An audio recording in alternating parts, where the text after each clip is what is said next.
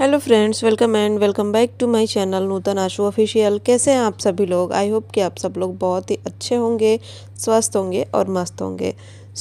जेठानी ने ली है गाड़ी और ऑडियंस ने फिर से शुरू कर दी है देवरानी और जेठानी के बीच में कंट्रोवर्सी। साथ ही साथ जो ये लोग सचिन मनीषा की पार्टी में नहीं गए हैं उस पर भी हो रही है जमकर के बातें। तो इस वीडियो में आपको बहुत सारी बातों से पर्दा उठने वाला है, उठते हुए आपको दिखने वाला है और बहुत सारी चीज़ों को हम इस वीडियो में कवर करने वाले हैं। बहुत सारे ऐसे टॉपिक हैं जिस पे बात होगी, तो प्लीज़ वीडियो को पूरा देखिएगा और उसके बाद आप मेरे चैनल को सब्सक्राइब कर लीजिएगा ऐसी ही और भी रिएक्शन वीडियो को देखने के लिए। वीडियो को लाइक और शेयर ज़रूर करिएगा। जैसा कि मैंने बोला, प्लीज़ अपनी राय कमेंट सेक्शन में हमें ज़रूर बताइएगा। तो इस मज़ेदार वीडियो को फटाफट से स्टार्ट करते हैं। और गाड़ी खरीदने के बाद जो भी कंट्रोवर्सी शुरू हुई है, जो भी जलन हुआ है, जो भी चीज़ें कॉपी की गई हैं जेठानी के द्वारा, उन सभी बातों को हम जानते हैं। ऑडियंस का कहना है कमेंट सेक्शन में कि जो जेठानी जी हैं वो देवरानी की सभी चीज़ों को कॉपी कर रहे हैं, जैसे कर रही हैं। जैसे कि जब थार खरीद कर आई थी तो देवरानी जी ने अपनी बेटी के पैरों की छाप ली थी, लेकिन धनुआ के पैरों का छाप नहीं लिया था। और इस बार जब ये वाली नई वाली गाड़ी खरीद के आई है तो उन्होंने धनुआ के पैरों का छाप दिलवाया है, तो उस और धनवी के पैरों का भी छाप दिलवाया है। उस टाइम पे इन लोगों ने धनुआ के पैरों का छाप क्यों नहीं दिलवाया था? पहला टॉपिक ऑडियंस ने ये उठाया है। दूसरा टॉपिक ये उठाया है कि जो देवरानी जी हैं वो हमेशा जेठानी की खुशियों से जलती हैं, कभी जेठानी की खुशियों में दिल से शामिल नहीं होती हैं, हमेशा मुंह बनाकर एक जगह खड़ी हो जाती हैं, सिर्फ और सिर्फ फॉर्मेलिटी पूरी करने के लिए जेठानी की खुशियों में शामिल होते हैं दोनों हस्बैंड वाइफ। दूसरा टॉपिक ये हो गया। तीसरा टॉपिक ये हो गया कि जो सचिन हैं उनकी पार्टी में ये लोग इसलिए नहीं गए हैं कि अभी 2 महीने पहले जो गंदी वाली कंट्रोवर्सी हुई थी उसकी वजह से इन लोगों को उस कचड़े में नहीं पड़ना था। क्योंकि जो अभी पीछे सचिन ने किया है वो अगर आज नेहा के साथ किया है तो कल को वो किसी और के साथ भी कर सकते हैं। इन सब चीज़ों को ध्यान में रखते हुए ये लोग सचिन के यहाँ नहीं गए हैं, क्योंकि इन सब चीज़ों के बाद ही अभी आकांक्षा ने अपनी बेटी का बर्थडे मनाया था तो कामिनी वहाँ पे गई थी, लेकिन वहाँ चीज़ें साफ़ सुथरी थी तो वो ये गए थे। लेकिन सचिन के यहाँ चीज़ें साफ़ सुथरी नहीं हैं तो ये लोग वहाँ पे नहीं गए हैं, ऐसा ऑडियंस का कहना है। साथ ही साथ सचिन ने अपनी ब्लॉग में इस बात को क्लियर बोला था कि जो भी लोग मेरे फंक्शन में नहीं आते हैं, आज के टाइम पे मेरे साथ इन्वॉल्व नहीं होते हैं, तो उसके बाद मैं उनसे कभी भी कोई रिश्ता नहीं रखूँगा। तो आने वाले टाइम में अब ये देखना है कि क्या ये लोग सचिन के यहाँ नहीं गए हैं तो सचिन इनसे रिश्ता तोड़ देते हैं या फिर इनकी दोस्ती यूँ ही बनी रहती है। तो चलिए, अब असल की बातें क्या हैं उनको पहले हम जानते हैं। उसके बाद प्लीज़ आप पूरी वीडियो देखने के बाद मेरे चैनल पे मेरी वीडियो के नीचे अपनी राय ज़रूर दीजिएगा।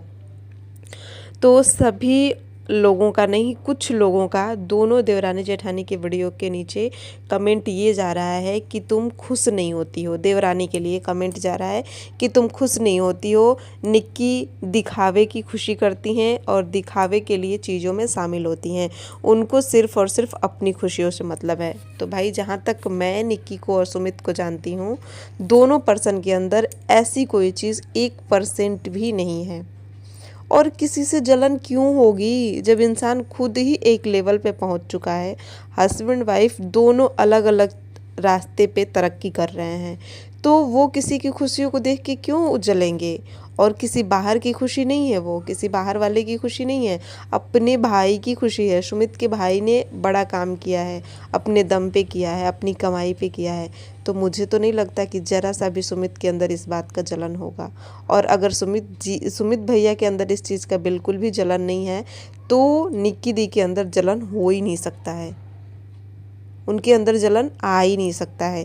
तो जो भी लोग निक्की दी को देख के इस बात को ऑब्ज़र्व कर रहे हैं ना, तो उनको इस कहीं ना कहीं गलत फहमी हो रही है। जलन जैसी कोई भी चीज़ नहीं है।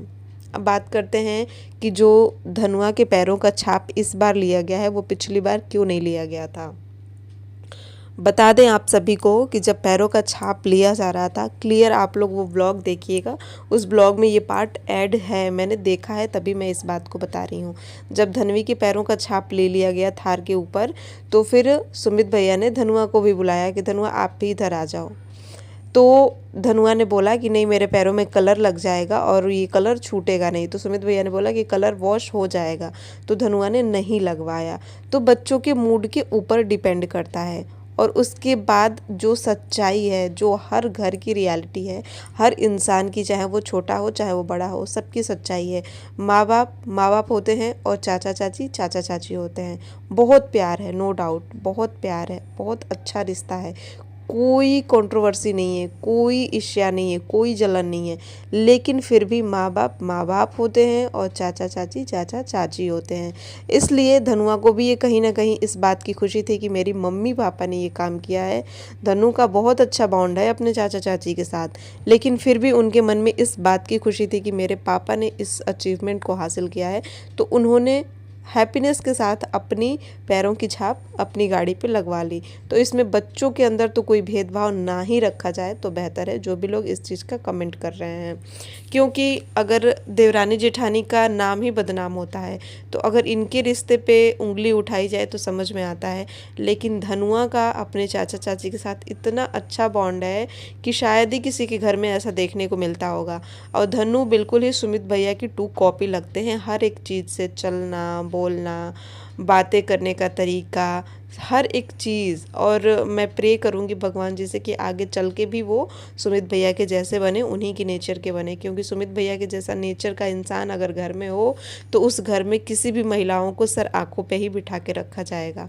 कुछ ऐसा उनका नेचर है। और ख़ास करके अंकल जी का नेचर तो बहुत ही अच्छा है। वो अपने बहुओं को बेटा कहकर ही बुलाते हैं और मुझे इस बात की बहुत खुशी होती है। मेरे ससुर जी भी हम लोगों को या फिर किसी बच्चे को बेटा कह के ही बुलाते हैं, इसलिए मुझे बहुत अच्छा लगता है, ये वर्ड बहुत अच्छा लगता है। अब बात करते हैं कि जो ये अभी तो ये 3 चीज़ें तो क्लियर हो गई कि ये लोग उनके यहाँ नहीं गए, फिर छाप नहीं लिया गया, जलती हैं वगैरह वगैरह, जो भी कंट्रोवर्सी की चीज़ें आ रही हैं उनको। अब निकी का भी यही कहना है कि भाई मैं क्यों जलूँगी, क्या नहीं है मेरे पास कि मैं जलने चाहूँगी। सब चीज़ तो भगवान ने मुझे भी दिया है और अब उन्हें भी दे रहे हैं, वो लोग भी अपनी मेहनत से आगे बढ़ रहे हैं, तो जलने जैसी तो कोई चीज़ नहीं होनी चाहिए। और मुझे ऐसा लगता है कि है भी नहीं, किसी को शायद गलतफहमी हो रही है देखने की, या फिर होता है ना कि जिसको हम नहीं पसंद करना चाहते उसके सिर्फ और सिर्फ बुराइयां ही करते हैं, तो हो सकता है वही चीज़ है। अब आते हैं थोड़ा सा हम जो अभी एनिवर्सरी की पार्टी हुई थी उस टॉपिक पे आते हैं। पहली चीज़ तो वहाँ अंशु को बहुत ही ज़्यादा इग्नोर किया गया। हम सभी ने वीडियो में देखा, चाहे वो कंटेंट बनाने के लिए किया गया हो चाहे वो रियल में किया गया हो, पर किया गया है अंशु को इग्नोर। क्योंकि उसके जो क्रिएटर अवार्ड हुआ था उसका फ़ोटो वगैरह भी मांग लिया और उसके लिए अवार्ड भी नहीं बनवाया।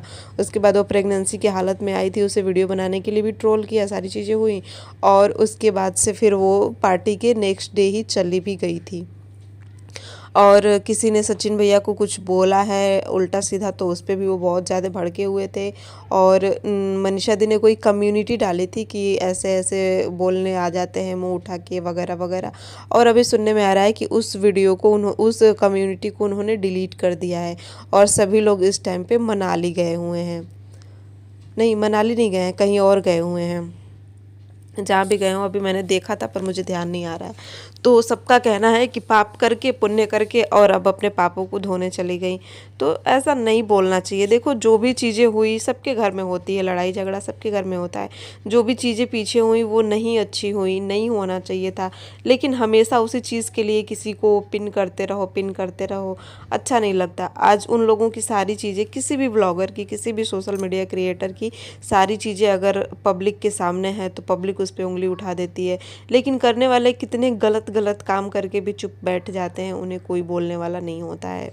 तो किसी को भी इतना ज़्यादा ओवर नहीं बोलना चाहिए कि उसके सब्र का जो इम्तिहान का चीज़ होता है वो ख़त्म हो जाए और वो बोलने पे, कुछ कहने पे, उल्टा सीधा उकसाने पे मजबूर हो जाए। ऐसा नहीं करना चाहिए। जो भी लोग ऐसा कर रहे हैं उन्हें ऐसा नहीं करना चाहिए। सो फ्रेंड्स, ये वीडियो आपको कैसी लगी कमेंट करके हमें ज़रूर बताइएगा, और अगर चैनल पर नया है तो प्लीज़ मेरे चैनल को सब्सक्राइब करके प्यार और सपोर्ट दीजिए, ज़रूर दीजिएगा। बहुत ज़्यादा ज़रूरत है आप लोगों के प्यार और सपोर्ट की। और ये देवरानी जेठानी की जो मतलब मेरे तरफ की जो मेरी जो ओपिनियन थी, मेरी जो थिंकिंग थी, वो मैंने आपके सामने रखी। वो चीज़ आपको कैसी लगी कमेंट करके ज़रूर बताइएगा। पता है, मैंने कामनी दी के चैनल पर एक वीडियो देखी जिसमें अजीत भैया अपने पापा को गाड़ी में बैठा रहे हैं, मम्मी को अपनी गाड़ी में बैठा रहे हैं। उनकी पापा की आंखें नम हो आई थी, बहुत जल्दी वो भावुक हो जाते हैं। और मैंने ऐसे सुना है कि जो सच्चे दिल के इंसान होते हैं ना, वो बहुत जल्दी भावुक होते हैं, बहुत जल्दी इमोशनल होते हैं। तो कुछ ऐसा ही अंकल और सुमित भैया के अंदर है। ये लोग बहुत जल्दी छोटी छोटी बातों पे इन लोगों की आंखों में आंसू आ जाते हैं। तो अंकल जी वहाँ पे बहुत ही ज़्यादा भावुक हो गए। शायद ये लगा होगा कि आज मैं इस मतलब इस ओहदे पे पहुंच गया हूँ कि मेरे बेटे जो चाहें वो चुटकी बजा के कर सकते हैं। आज मतलब इतनी काबिलियत हर किसी के अंदर हो गई है कि कोई किसी भी खुशी को हासिल करने में अब उसकी किस्मत इतनी अच्छी हो गई है कि उसे देर नहीं लगेगी। शायद यही सब सोच रहे होंगे अंकल जी भी। और अंकल जी भी, जहाँ तक मैंने इन लोगों को देखा है, समझा है, शुरू से काफ़ी स्ट्रगल किए हैं, काफ़ी मेहनत किए हैं, और उसकी बदौलत ही आज उनकी फैमिली, उनके बच्चे आज इस लेवल तक पहुँच पाए हैं। तो देखो, जो हमारे पेरेंट्स की मेहनत होती है ना, वो कहीं बेकार नहीं जाती, कहीं ना कहीं हमें उसकी सफलता ज़रूर मिलती है। मैं अपने पर्सनल लाइफ की बात बताऊं तो मेरा भाई बोलता है कि हमारे माँ बाप जो कर दूसरों के साथ करते हैं ना अच्छा, वही चीज़ हमें अच्छाई के रूप में मिलती है। और अगर वही हमारे माँ बाप दूसरों के साथ बुरा करने लगेंगे तो हमें वो चीज़ कहीं ना कहीं बुराई के रूप में ज़रूर मिलेगी। वही चीज़ हमें इनके घर में देखने को मिलती है कि अंकल आंटी हर किसी की हेल्प करते हैं, हर किसी के साथ अच्छा करते हैं। और शायद इसीलिए सुमित भैया, अजीत भैया, कामिनी, निकी, सबके साथ वो अच्छाई किसी अलग रूप में इन लोगों के सामने निकल के आती है। सो फ्रेंड्स, इस वीडियो को अब हम यहीं रखेंगे। ये वीडियो आपको कैसी लगी कमेंट करके प्लीज़ प्लीज़ ज़रूर बताइएगा, अपनी राय ज़रूर दीजिएगा। इस वीडियो में इतना ही। मिलते हैं नई वीडियो में नई जानकारी के साथ, नए रिएक्शन के साथ। एंड अगेन कामिनी दी और अजित भैया को बहुत बहुत सारी शुभकामनाएं इस गाड़ी के लिए। मिलते हैं दूसरी वीडियो में, तब तक के लिए राधे राधे आप सभी को।